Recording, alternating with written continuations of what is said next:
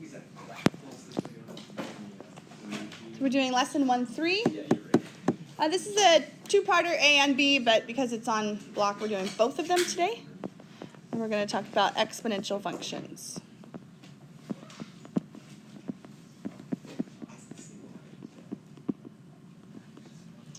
Exponential functions. Okay, so we've got quite a bit to do. We're going to start with just basic graphs, the parent functions, and you should know just basically what they look like in your mind. Like if you were going to right now picture an exponential growth, you should be able to do that. Okay. Exponential graphs. The basic parent graph is f of x equals a to the x.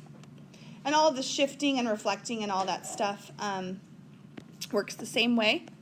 And so your basic exponential graph will go through the point 0, 1.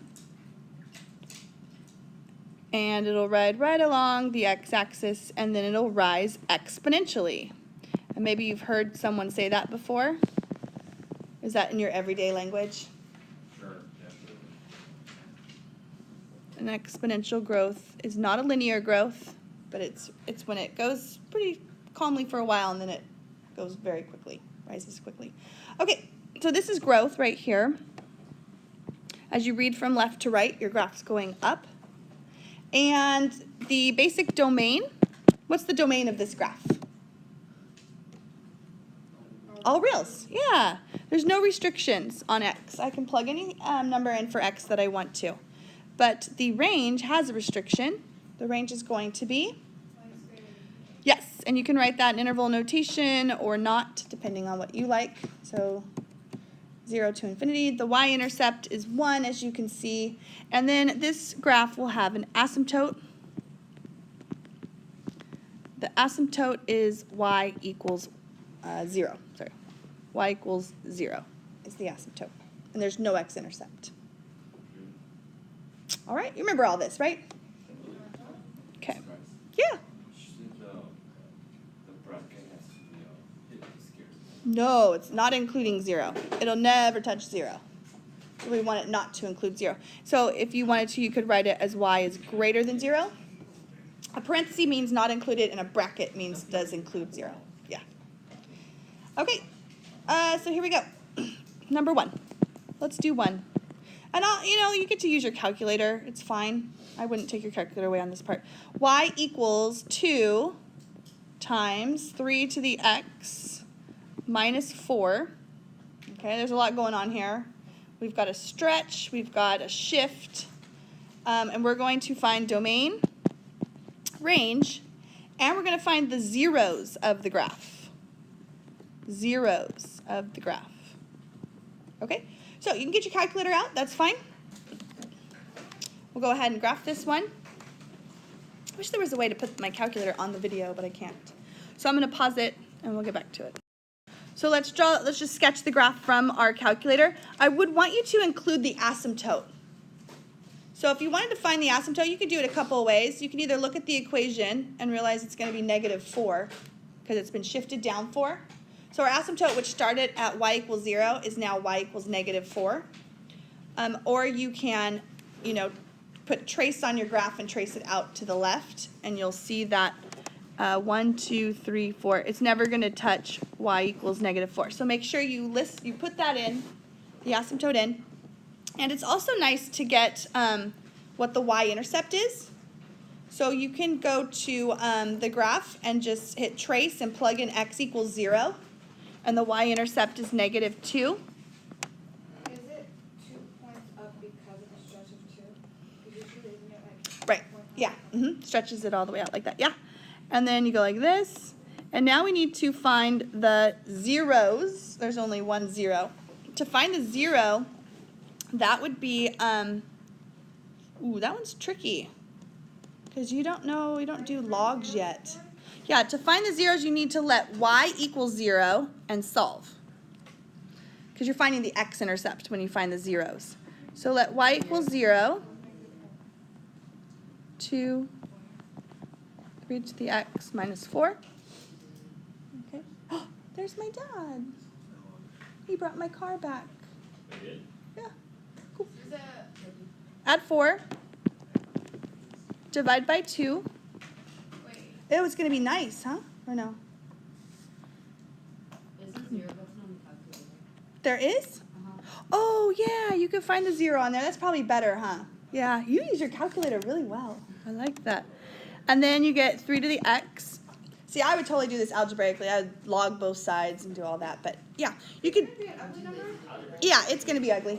Like a decimal? Uh-huh. Yeah. So calculate the 0. Oh, yeah, let's just do that. And you have to go on the left side of it and the right side of it, and it'll find it for you. And the 0 is about 0.63. Wait, what's the... I did the math. You want to do it? That's going to be... So if you wanted to do this algebraically, and we haven't really discussed logs yet, but you could, to solve an exponential equation, you would take the log of both sides, or natural log, either one, bring the x down to the front, because there's a property that says we can do that, and then divide by log 3. And so your answer would be log 2 divided by log 3, which would end up being 0.63. Okay, but if you don't do that yet, that's fine. We're not quite there. All right, let's go to more graphs of exponential functions, but we're going to do exponential regression. So you will need your calculator for sure on this one. We're still in part A, by the way, because we're still doing graphs. So exponential regression, you're going to be given some data points, like, for example, on page 24 in your book. There's a whole bunch. It's usually a lot of times when we do exponential graphs, it'll be something like population, because population grows exponentially, stuff like that. Okay, so in this case, they say that the U.S. population in 1880 was 50 million people, 50.2 million people, and by 1990 it was 248.7 million people. And there's a list of values in the table that you can look at. Let's just make up kind of our own, because they're very complicated numbers, and we want to just get through this and remember how to do it. So let's do this. Number, what do we want, 2? 2. Suppose that, let's just do like a population of a school, okay? So in the year 1990, school's population was 580 kids. In 1995, the population grew to 620. In 2000, it's now 750. And you can see that that's not linear. It's not a linear growth. It's not the same increments every time, or rate of change. In 2005, maybe the school's population is now 1,200 students. Okay? And that's good. We'll just use 4 points. 4 points is going to be enough. So let's go ahead and go to your calculator. And we're going to enter the data into our calculator. So go to Stat Edit. Stat Edit. Clear your lists if you have anything in your lists right now. Delete them, right? Do not delete your lists ever. And this is up to you. The book sometimes will tell you let x equals 1 1990, or but you can just list them. Yeah. 1,200. Drugs ready. The yeah, this book they like to do that. Oh yeah, that's okay. It's okay. That's It's okay. against the press. Oh, I was wondering, in this problem, I think, yeah, they let 1880 be x is 0 and 1890 be x is 1, but we don't have to do that.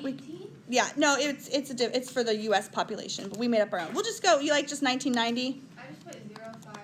Perfect, you can do that too, and I think that would actually work better. I put in the years. Yeah? I'm gonna do the years and see how ugly those numbers turn out to be, if they're gonna be super big. It's okay. Yeah? We're all right? Okay, so once you enter them in, enter in L1, L2, go to Stat Calc, and we're gonna calculate, we're gonna go past linear regression, we're gonna pass quadratic and cubic, and we're gonna go to 0. EXP reg. Exponential regression. So go ahead and hit enter on that. Ooh, that's a pretty good R value. But Dad, did you see the letter A, how bad that is? Is yours bad, Sophia? 528.47. Ooh, that's going to be good. Yeah, I'd probably go back to to the stat edit. Wait, but R or R squared? R squared is what you look at actually for exponential regression. Because mine's 0.87. Yeah, it's all right. So what'd you do? You started 1990 was 0, Yeah. and then 5, 10, and 15? Yeah. Okay. Yeah, and that's actually going to be better. Stat calc. And if I knew that ahead of time, like on a test, I would let you know. Oh yeah, so much better. So you get y equals 528.5 and then 1.05 to the x. R squared is 0.87, R is 0.93. That's pretty good. But then you can actually tell what the growth is, because they might ask you, what is the growth rate? And the growth rate is going to be found in here. Okay? So what is the growth rate? How much is it growing by? What percentage is it growing by each year? Does anyone want to take a guess? 5%.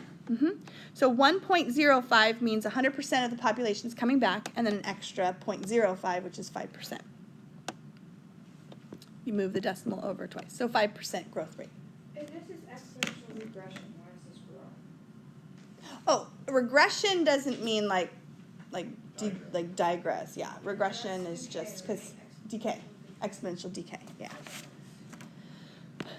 Okay, so let's move on, part B. And we're going to do a change of base. And this isn't the change of base formula that you know from logs. This is just to change the base of your exponential, whatever it is. You forgot the E in Whoopsie woo. Oh, I can't say that on video. Whoops. Whoops. I don't know. Whoops. Darn it.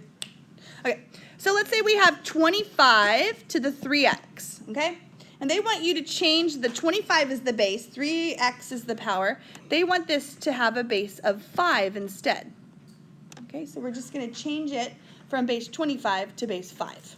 It shouldn't be that difficult, maybe, or you've never done this before. So let's see. So instead of 25, I want this to be 5. So this 25 is what? 5 squared. And this is still to the 3x. Okay? Yeah. And then when it's a power raised up to a power, you just multiply them and you get 5 to the 6x. That's all they want you to do. You want to try one? Yes, you do. Number 4. How about 1 over 64 to the x? Oh, I gave you a hard one. And you need to change this to base 4. Base 4. But you're smart. You're in calculus. You could probably figure this out.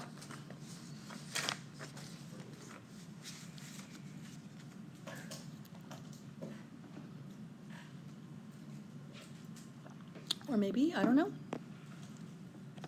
Anyone get it? Yeah, T. 4 to the negative 3x. 4 to the negative 3x. Okay, so let's do this. 1 over 64 is 1 over 4 to the 3rd. And do you remember how exponents and powers work when you have them on the in the denominator? You can actually move them up, but it will make it negative. 1 over 4 to the 3rd is the same thing as 4 to the negative 3. And this is still to the x. And so you get 4 to the negative 3x. Good job. If you got that one right. That was a little trickier. All right, and then finally the last part of today. Or this one's a little bit longer. We're going to... What happened? We're going to do some applications. Yes, word problems. Oh, college application. No, that's on your own time. Have you started already? Oh. Yeah. Ooh, yeah, that's good. That's a good assignment, right? The seniors had an essay, and then their college essay assessments at one time they were stressing too much. Oh, really? Oh, good. Yeah. So you're doing that for 2 reasons. That's good. If you want me to, vouch for you, or you want, make sure you ask me first, because that's one of my pet peeves. I'm going to pause this. All right, let's go. Maybe send them a gift card. Say thanks. I don't know. Starbucks. Yeah, bribe. There you go. Half-life. Okay, half-life is the amount of time it takes for half a substance to change from radioactive to non-radioactive. So it's radioactive decay. It's half the life is, or half the amount is left, and they usually give you what the half-life is. All right, so here we go. Here's the formula that you're going to use, and you've seen this before, maybe in chemistry, maybe in my class. F of x equals a 1/2 x over half-life. You can write that as a variable. I just think people forget what that is, but that is the half-life goes in the denominator of the exponent.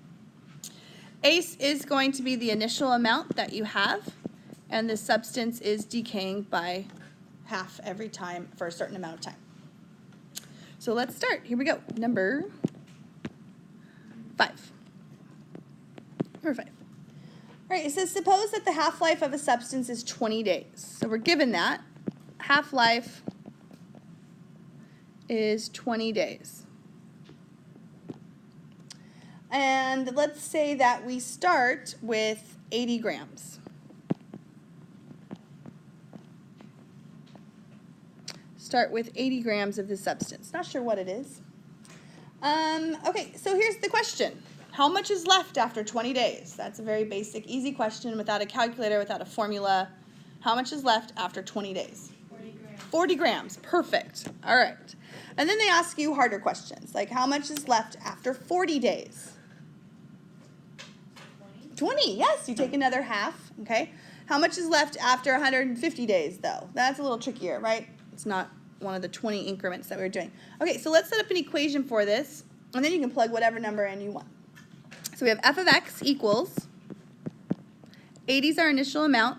You can use 1/2, you can use 0.5 if you'd rather, and it's x over 20. So there's the equation that you're going to use, and if it's given to you, oh, we're not saying, oh, you graph it. Yeah, so we're going to do that. Yeah, algebraically, you need a log to solve it. If you were going to be given, like, how much time does it take to get down to 10 grams? Yeah, we're going to do that right now, actually. Okay, so let's do that.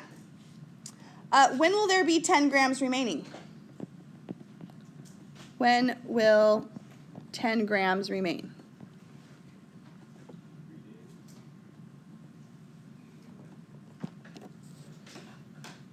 When will 10 grams remain?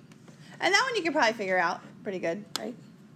But let's go ahead and we're going to graph this. And the way that you're going to solve this, not algebraically yet, because we're not doing logs just yet, you're going to graph one side as y1 is going to be the function given, or that you've come up with, and then y2 can be 10. And you can find the intersection.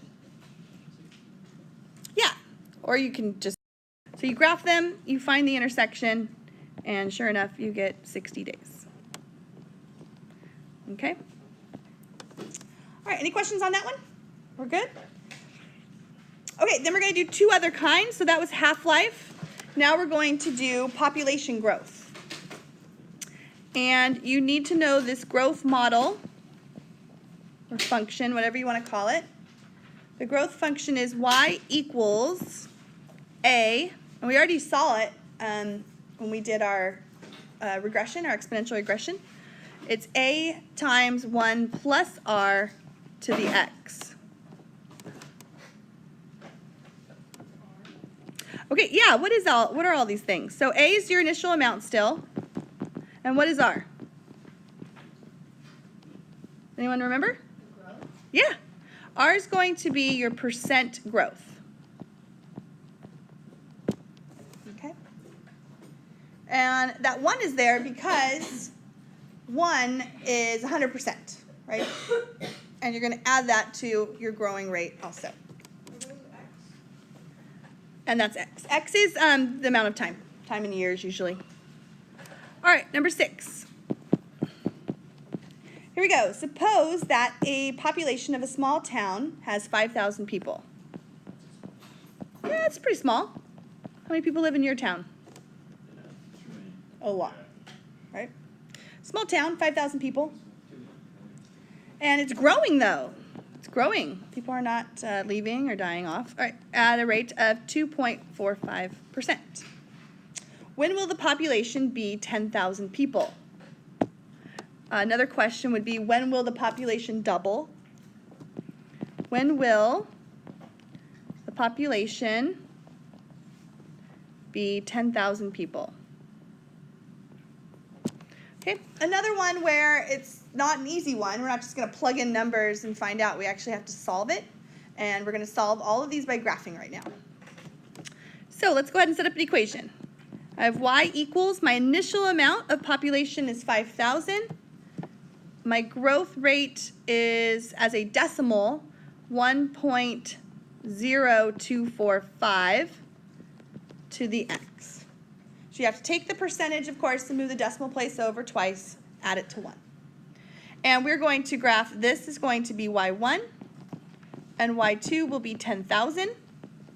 You could have also divided by 5,000 and got y equals 2, and then just this power part, you could graph that also, but we don't need that. All right, so you go to your calculator, you graph the growth, which was like this.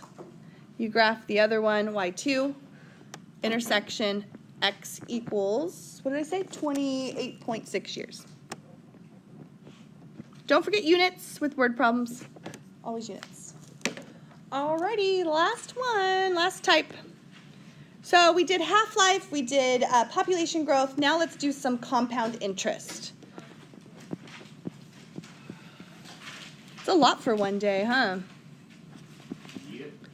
Yep. Compound interest. We're going to only use 2 formulas for compound interest. We're going to use A equals P 1 plus R to the n. And that looks just like, yes, we are. That looks just like the one we just did, just different letters, right? It's exactly the same thing. This is going to be annual growth, compounded annually. P stands for your principal amount. R stands for rate. N stands for number of years, or yeah, number of years, annually. And the other one, yes, you said it. What happened? She said PERT. PERT. Yes, a PERT problem. A equals P, I don't need that, E to the RT, PERT. And that is when you are compounding, do you remember the word, the special word? Compounding what? Continuously. Continuously. And if you see compounded continuously, you're going to use PERT. Compounded annually will be the other one. So P is principal, E is E is a number, 2.7 something. R is the rate, and T is time. what does N stand for? N is number of years. It's always years because it's annual. All right, so here we go. Do you want to just do like an easy one, or just go straight to the harder ones? Harder ones? You guys, the easy ones are, oh, you're running out of room. The easy ones are too easy for you? All right, number 7. Okay, this is the hard one. You asked for it. What did I do wrong? No, for the equation, so for the first one, it's Yeah. not 1 plus R over N to the NT. It is if we were going to do like compounded monthly, daily, and all that stuff. We're just doing annually. Yeah, so, yeah. All right, so here we go. You did all that, though, didn't you? Like, yeah, last year. Number 7. How long will it take for your money to double? Ooh, I like this problem already. But what's double of 0? All right, how long will it take? Jack likes to ask me, Mom, do you have $1? I'm like, no. No, not even $1? How do we buy groceries? He gets all like upset. How long will it take for your money to double?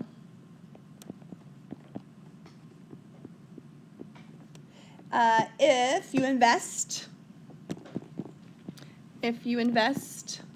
at 4.5% interest, compounded annually. Okay, we're going to do that one, and then we'll also do compounded continuously. Same idea. We're going to triple our money, though, in the next one.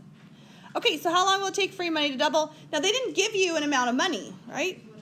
Yeah, you don't need, any number you use, it's going to be exactly the same thing. Because watch, let's say I have $100, and that's my principal, okay? And I'm compounding annually, so it's 1.045 to the n or t, whatever variable you want to use. And if my money doubles, then I'm going to have $200 at the end of it all. If that was 1,000, I'd have 2,000. If it was 1,000,000, I'd have 2,000,000. It doesn't matter how much you have, because when you do this and you divide by 100, you will get 2, no matter what those numbers were that you started with. 1.045 to the n. Okay? All right, and these are nice numbers to work with. They're small. They're not like that $10,000 or population one or whatever. No, you're going to solve this by graphing. So you can plug this one in for y1, the other in for y2, and solve by intersection. You do not need to solve by log for any of these. Okay, so once again, you have a growth equation on your calculator. You have y equals 2. They come together and intersect, and your answer would be x for years. It would be 15.7 years. Okay. All right, we got to do one more because I want to make sure you know where E is on your calculator. Let's do the last one, number 8. All right, so your money is going to triple this time. Triple your money. What's triple of 0? That joke just never gets old, does it? All right, triple your money. Let's say your rate this time. You haven't tripled your money? 3.25%. Compounded continuously. Sometimes I just write CC because I'm lazy.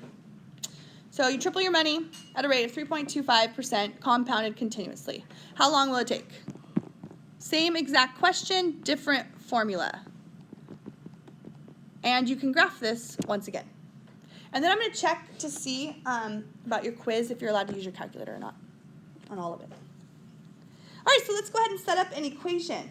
So whenever I see CC or compounded continuously, I know it's PERT. So I have A equals P e to the RT. And let's go ahead and plug all the stuff in.